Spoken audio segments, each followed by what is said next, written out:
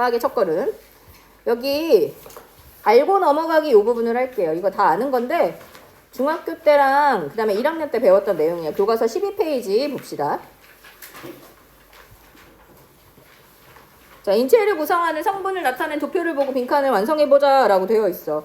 그래서 너희들 작년에 통합과학 시간에 다 배웠는데 탄소화합물이라는 거 배웠잖아. 탄소화합물하고 관련된 내용이 살짝 나와요.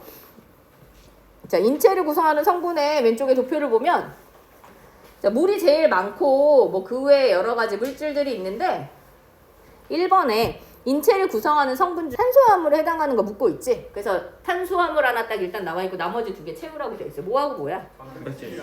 단백질하고 지방이에요. 지방, 단백질. 탄소화물이 뭐지?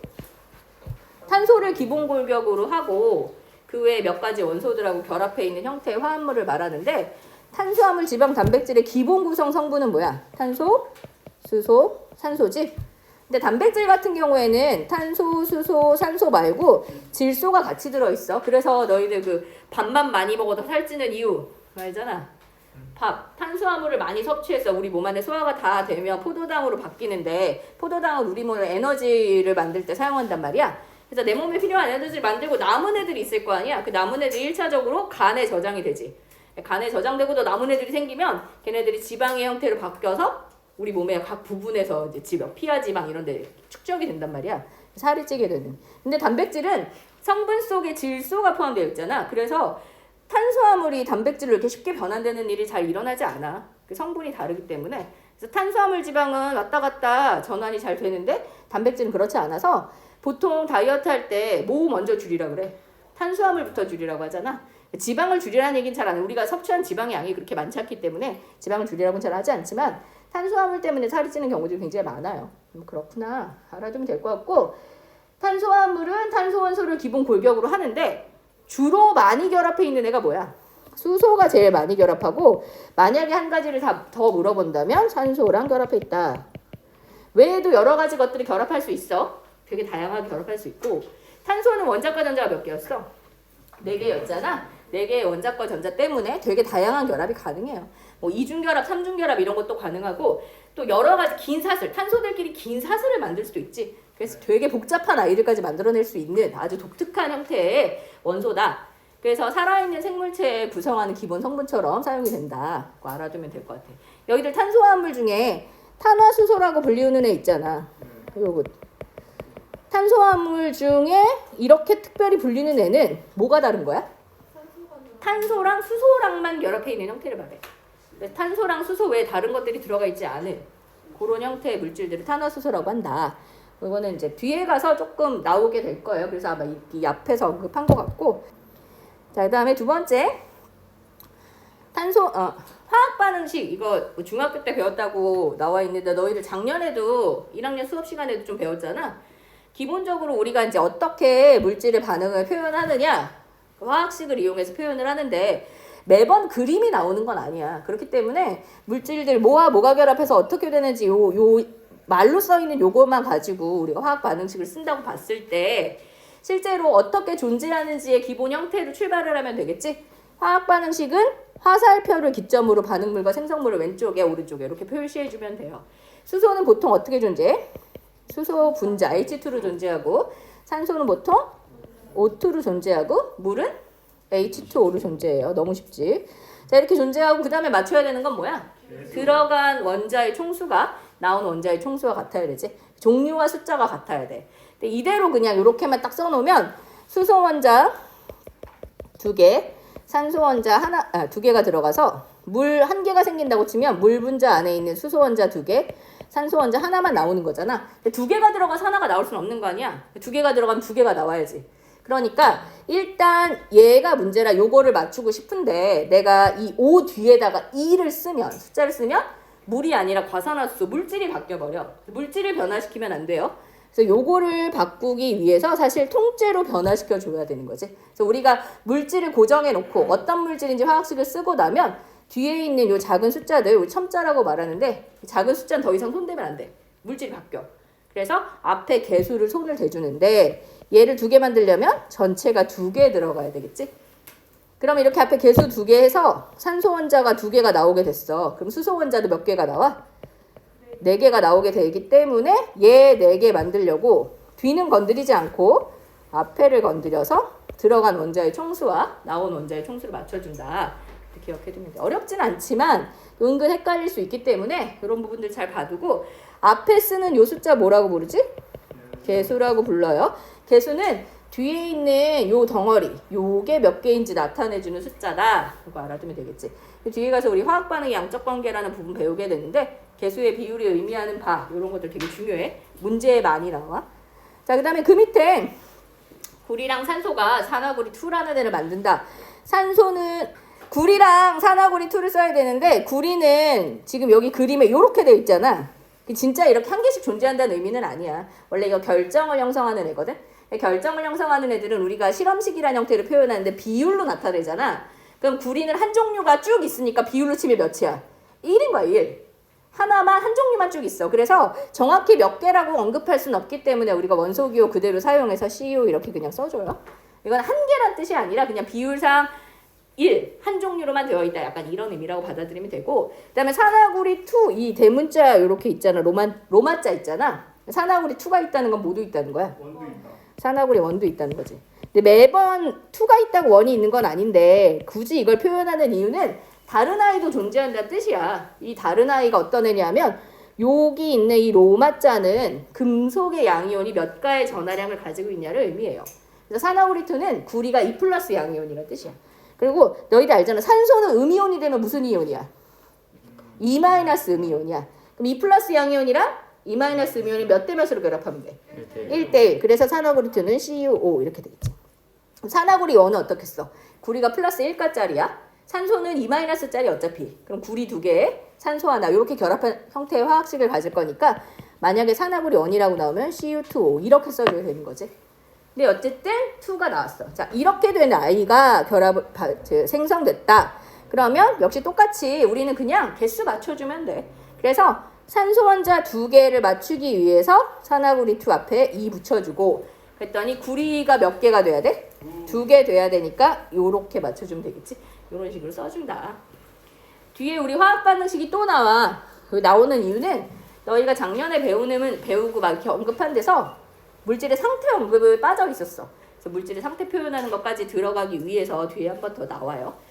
자, 넘어가서 화학 반응과 관련된 법칙 3명의 과학자가 나와. 이 사람들 좀 알아? 네. 라부아지에 프랑스의 화학자야. 이 사람 단두대에서 목 잘려 죽은. 네, 맞아요.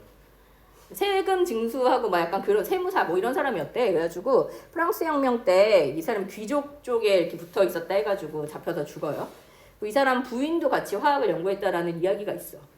아마 더 오래 살았으면 법칙이 더 많이 나오지 않았을까라고 생각되는 굉장히 머리 좋은 사람이었는데 이 사람이 제안한 법칙 중에 하나가 이거야. 화학 변화가 일어날 때 반응 전 각 물질의 질량의 합과 반응 후 각 물질의 질량의 합이 같다. 무슨 법칙이야? 전후의 질량이 같아. 질량이 보존된다. 질량 보존의 법칙. 질량 보존 법칙. 질량이 보존돼. 자, 두 번째 프루스트라는 사람이 말한 일정 성분비 법칙인데 자, 이거는 화합물을 구성하는 성분원소 사이에 일정한 뭘까? 성분비가 아니라 일정한 질량비가 성립해요. 여기서 되게 중요한 어떤 포인트가 있어.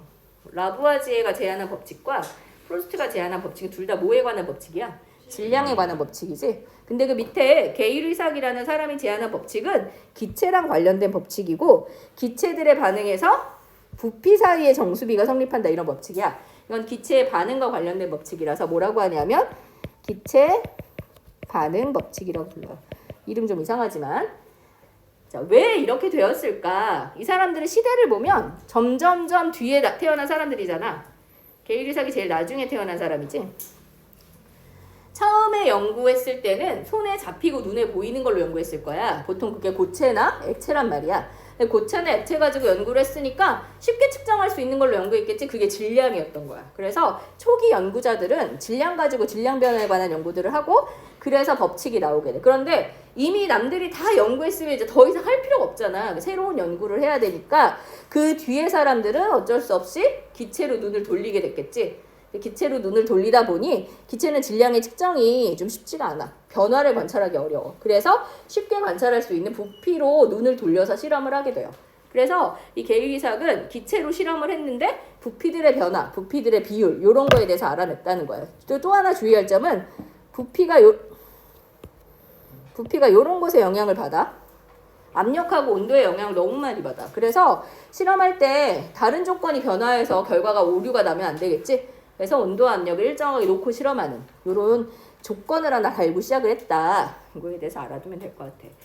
화학 1에서는 이렇게 자세하게는 안 나오는데 화학 2에 가면 이제 기체 법칙에 대해서 초반에 나오게 되거든. 그 부분에서 이제 온도랑 압력이 일정하게 가는 게 얼마나 중요한가에 대한 것들이 계속 언급이 될 거야. 화학 1에서도 조금 등장을 해요. 용액. 자, 소금을 물에 녹이면 소금물이 된다. 빈칸을 채워보자 했는데 소금물 밑에 여기에 용매라고 줬잖아. 그러면 소금은 뭐겠어? 용질. 자, 용질을 용매에 용해시켜요. 그럼 뭐가 만들어져요? 용액이 만들어져요. 용액이 영어로 뭐야? 용액은 솔루션이야. 솔루션이 원래 무슨 뜻이야? 해결, 해설 뭐 이런 뜻이잖아. 화학에서는 용액이라고 불러요.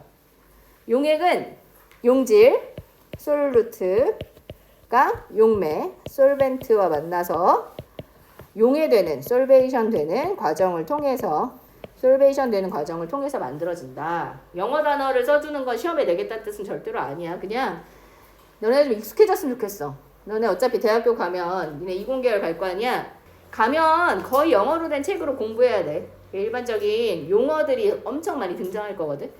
그런 것들이 조금 이렇게 낯설지 않아졌으면 좋겠어. 가서 좀 고생 안 하게. 그러니까 선생님이 이런 거 뭐 은근 좀 얘기할 거거든. 그러니까 그렇구나 뭐 이렇게 알아두면 될 것 같고. 자, 여기를 하면서 다 계속 애들한테 계속 얘기를 했는데 학문을 어떤 공부를 시작할 때, 학문을 연구를 시작할 때 그게 도대체 뭐라는 건지에 대해서 정확히 알아야 돼. 정확히 알아야 되는데 화학이라는 학문은 뭐 하는 학문이냐면 물질을 연구하는 물질, 주변의 물질을 연구하는 그런 학문이라고 볼 수 있어. 화학이 물질을 연구하는 학문이라고 생각했을 때 물질을 분류를 해본다면 물질을 영어로 matter라고 하는데 크게 두 가지로 나눠볼 수 있겠지. 뭐 사실 이 분류하는 과정은 굉장히 여러 가지로 설명할 수 있는데 흑물질이라는 것과 순수한 물질, 혼합물 이렇게 분류해 볼 수 있어요. 순물질은 뭐 굳이 영어 이름을 쓴다면 pure substance. 혼합물은 섞여 있다, mixture라고 할 수 있고, 혼합물은 그 섞여 있는 물질들이 각자의 성질을 다 드러내면서 그냥 섞여만 있는 거기 때문에 거기에 걔네들이 골고루 있느냐 아니냐만 중요하겠지. 그래서 균일한 혼합물이 있을 수 있고 균일하지 않은 불균일 혼합물이 있을 수 있다. 불균일 혼합물은 내가 어디에 있는 비율을 보느냐, 어느 부분의 비율을 보느냐에 따라서 섞여 있는 비율이 다 다르게 나타나는. 그런데 균일한 혼합물은 내가 어느 부분을 보든 다 동일한 비율로 섞여 있는 그런 혼합물을 말하고, 우리가 특별히 균일 혼합물을 통칭, 폭넓게 용액이라는 이름으로 불러요. 용액은 솔루션이라고 했었지. 우리가 생각하는 용액은 약간 소금물 같은 거잖아. 고체를 액체에 녹이는 형태, 이런 게 우리가 주로 보는 용액인데 사실 그거랑 상관없이 어느 부분을 봐도 균일하게 섞여 있는 혼합물은 다 용액이라고 볼 수가 있어. 그래서 꼭 고체 액체가 섞여 있지 않더라도 액체가 섞여 있다든지 기체가 섞여 있다든지 이렇게 같은 액성을 띠는 아이들이 섞여 있는 것들도 용액이라고 볼 수 있는데, 얘도 알겠지만 용액이라는 것은 용매와 용질이 섞여 있는 거잖아. 용질을 용매에 녹이는 용해 과정을 거치는 것을 우리가 용액이라고 하니까, 그러면 만약에 기체가 다 섞여 있는 기체로만 되어 있는 용액이 있다면 도대체 어떤 걸 용매로 해야 되냐, 액체로만 섞여 있는 용액이 있다면 어떤 걸 용매로 해야 되느냐, 이런 고민이 생기게 되는데, 이런 경우엔 더 많이 들어있는 것을 용매라고 결정을 했어요. 용매로 하기로 했다. 그래서 건조기체 같은 경우를 생각하면 건조기체는 이제 수분을 제외한 나머지 종류의 기체들만 보는데 알겠지만 수분을 제외하면 그 성분의 비율이 똑같아.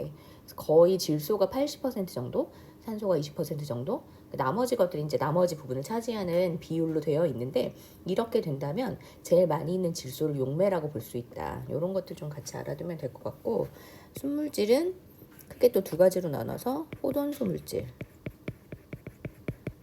우리가 원소라고 불러요. 그리고 화합물 이렇게 나눌 수 있다. 호돈수 물질은 영어로 element라고 하고 원소, 화합물은 컴파운드라고 부른다.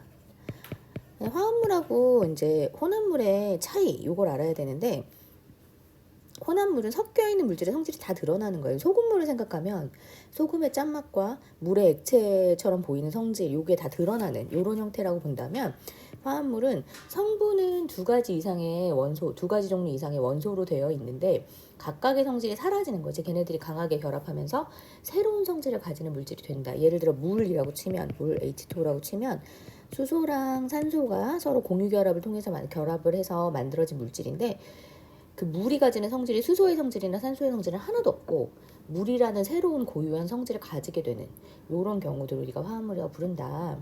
그래서 뭐 공유결합이라든지 이온결합의 형태로 결합한 물질들을 통칭 화합물이라고 하면 되고 각자 이제 어쨌든 하나라고 얘기할 수 있는 그 고유의 성질이 존재하기 때문에 순물질로 분류를 한다. 알아두면 될 것 같고 호돈수 물질이 진짜 한 가지 성분으로만 되어 있어서 예를 들어 수소기체 이러면 수소 원자 두 개가 붙어 있긴 하지만 한 종류의 원소로만 이루어져 있는 거지. 이런 아이들을 우리가 호돈수 물질, 원소라고 부른다.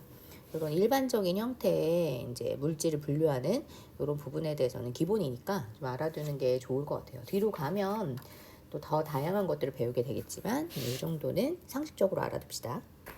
화학이 인류에 중요한 영향을 끼쳤다. 뭐 이런 말이 나와 있지.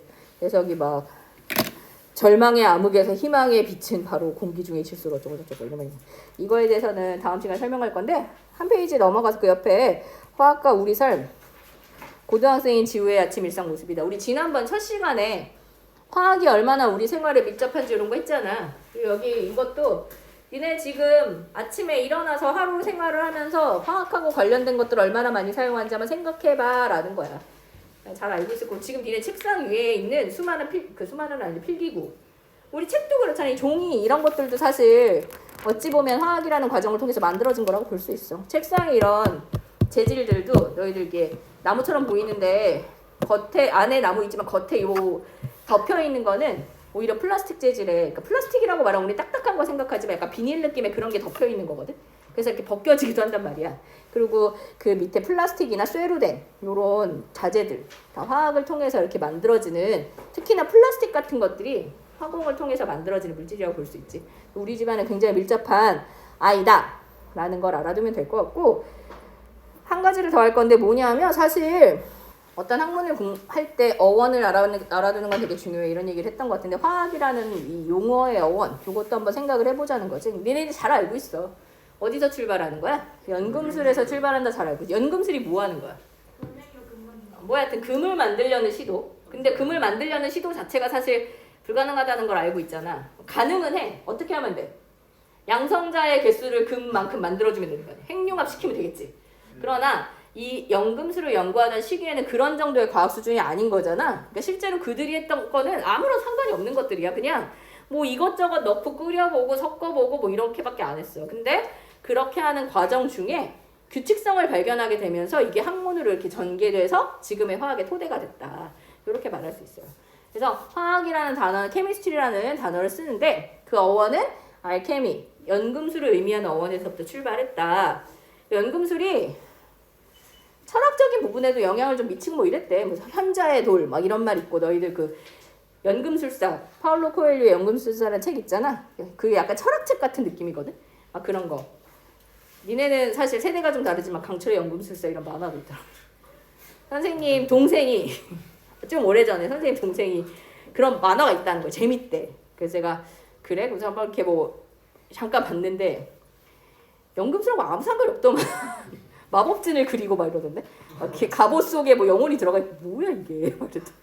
아무데나 갖다 붙이더라고 연금술을. 근데 뭐 여하튼 학문은 아니지만 약간 유사과학이라고 볼 수 있는데 연금술은 금을 만들려는 여러 가지 시도였어. 근데 이게 금이라는 건 결국 돈을 벌기 위한 어떤 수단인 거잖아. 그 연금술이라는 단어도 사실 그 어원이 또 있어. 그 어원이 여기 뭐 물질을 연구하는 것이라고 되어 있고 알케미아라고 되어 있는데 그 물질을 연구하는 것이라는 이 알케미아라는 단어의 또 시초.